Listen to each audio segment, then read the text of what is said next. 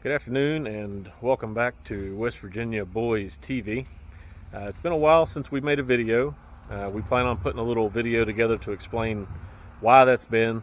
Going to make a real quick video today, just explaining a little bit about trailer axle maintenance. We have a lot of things that have trailers, campers, boats, four-wheeler trailers. We've got a lot of trailers.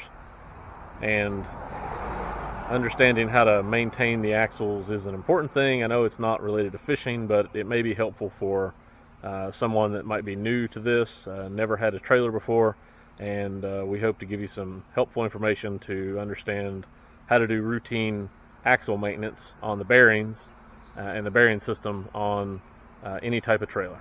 So stand by and we'll go ahead and cut right to the video. Okay, so just to give you some idea, we've got a pontoon boat with a 35-foot camper.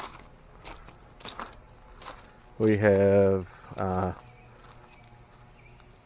8-foot by 10-foot trailer full of kayaks. And we have a trailer over here that keeps all of our bicycles and toys on whenever we go to the lake. So we're going to go ahead and do some axle maintenance on this travel trailer because we're getting ready to take a little trip and we want to make sure the bearings are in good shape. So sit back, relax, and I'll try to explain axle maintenance, bearing maintenance quickly as I can. Alright folks, something that's very important on trailers, anything that has wheel bearings, especially boat trailers, campers, utility trailers, you have to check and adjust your bearings, grease your bearings. Otherwise you could have a bearing failure, which would be pretty bad. So this is a 35-foot travel trailer. We're going to go ahead, we've already got this trailer lifted up safely with the jack. We do not need to remove the wheel, so the wheel is spinning freely. We're going to pull the bearing cover from the axle housing, and we're going to inspect the bearing, see if it needs to be adjusted, and grease it as needed. If your cap's on there tight, you might have to smack it with a rubber mallet to get it to come loose a little bit. This cap's already kind of loose, so we're just going to set that off. Okay, so after you get the cap off there, we've exposed the castle nut and the keeper pin. You want to go ahead and clean it up a little bit so that you can see it a little bit better. We don't need to get all the grease off here. We just need to get enough grease off of it that we can see what we're working on. It's good to have some rags, paper towels handy. So on this particular wheel, we have a cotter pin. Pretty much every wheel like this, trailer wheel, will have either a cotter pin or it'll have a keeper ring that has to be removed before you can adjust the castle nut. And this one is well, let's see, this one is bent this way, so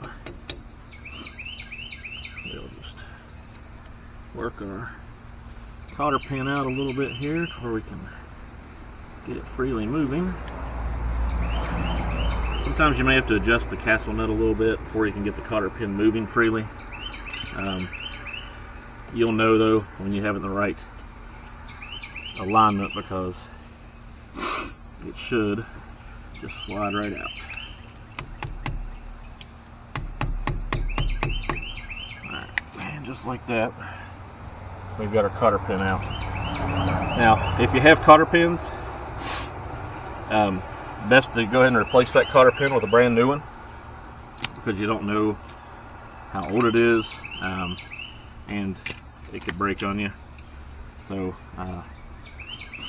this wheel really doesn't need to be adjusted. It has no slop in it, and it's spinning pretty freely.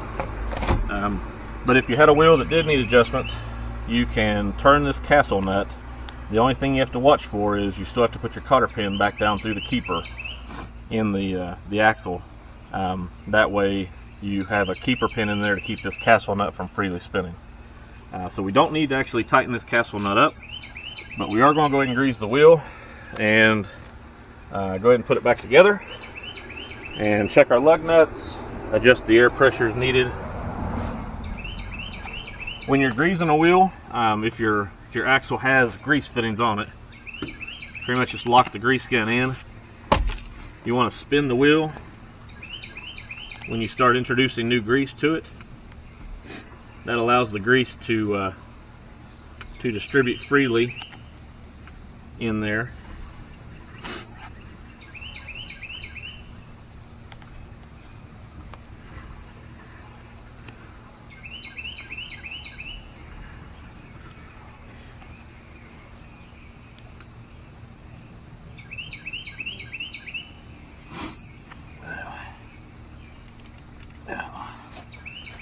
Sometimes the grease gun will get stuck on there pretty good.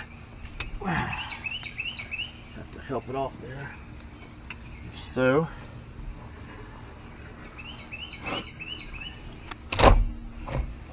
sitting on gravel, so sometimes the wheel catches a little bit. We're spinning nice and free.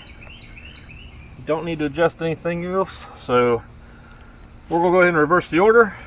We're going to put a cotter pin back in, bend the cotter pin up, put our grease cap back on, set the trailer back down, tighten all the lug nuts. We didn't take the wheel off, but we check them anyway, and then we're going to adjust the air pressure. And this axle, this wheel should be good for travel. So, hope everybody finds this informational and helpful. If anybody has any questions, please ask. We'll try to answer them to the best of our ability.